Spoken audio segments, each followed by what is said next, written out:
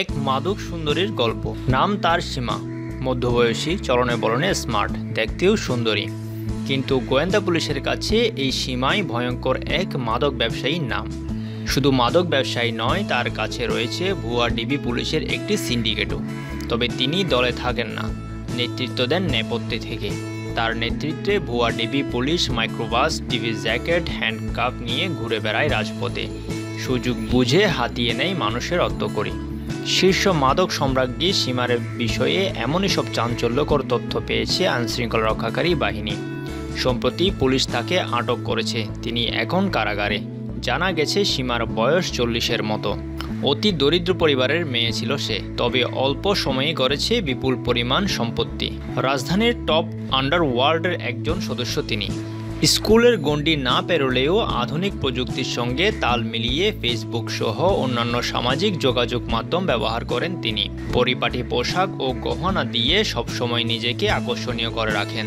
দেখতে যে কারো মনে হতে পারে অভিজাত ঘরের মেয়ে। সুন্দরী চেহারা দিয়ে পুরুষ স্বীকারও করেছেন। একে একে 6 স্বামী বদলিয়ে তিনি এখন রয়েছেন 7 নম্বরের ঘরে। রাজধানীর যে কয়েকজন মাদক সম্রাজ্ঞী রয়েছে, সীমা তাদের মধ্যে শীর্ষে। রামপুরার উলনে তার বাড়ি হলেও রামপুরা, খিলগাঁও, মুগদা, যাত্রাবাড়ি পর্যন্ত তার মাদক ব্যবসা বিস্তৃত। এছাড়া বাসা, ফ্ল্যাট ভাড়া করে চালান দেহ ব্যবসা। 18 জুলাই মহানগর গোয়েন্দা পুলিশ 12 ভুয়া ডিবি পুলিশকে আটক করে। আটক হয় সীমার স্বামী বাকেরও। পরে তাকে জিজ্ঞাসাবাদে ছিনতাইয়ের 1,16,000 টাকা উদ্ধার করা হয় স্ত্রী মাদক সম্রাজ্ঞী সীমার কাছ থেকে। তাকে গ্রেফতারও করে গোয়েন্দা পুলিশ। তার কাছ থেকে পুরো সিন্ডিকেটের তথ্য পেয়েছে গোয়েন্দারা। তাদের গ্রেফতারের কাজ করছে গোয়েন্দা বিভাগের একাধিক টিম। পুলিশ কর্মকর্তারা জানান, সীমা একজন ভয়ঙ্কর মাদক সিন্ডিকেট নেত্রী। দীর্ঘদিন ধরে ধরাছোঁয়ার বাইরে থেকে তিনি ব্যবসা পরিচালনা করে আসছিলেন। সীমার বিষয়ে অনুসন্ধানে মিলেছে চাঞ্চল্যকর সব তথ্য।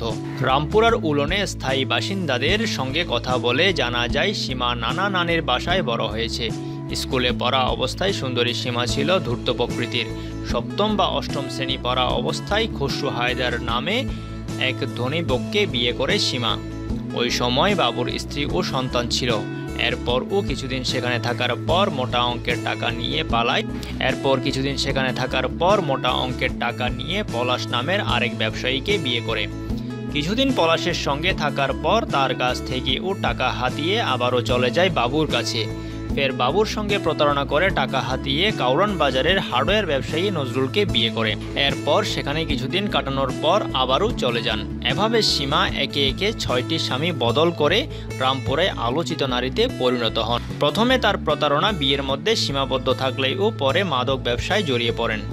একসময় তার নাম হয়ে থাকে ফ্যান্সি সীমা। বেপরোয়া সীমা ক্রমে তার পরিধি ও সহযোগীর সংখ্যা বাড়াতে থাকেন।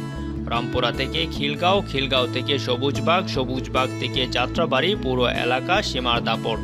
ইয়াবা, ফেন্সিডিল, গাঁজা সহ এমন কোনো নেশাদ্রব্য নেই যে তিনি তার ব্যবসা করেননি।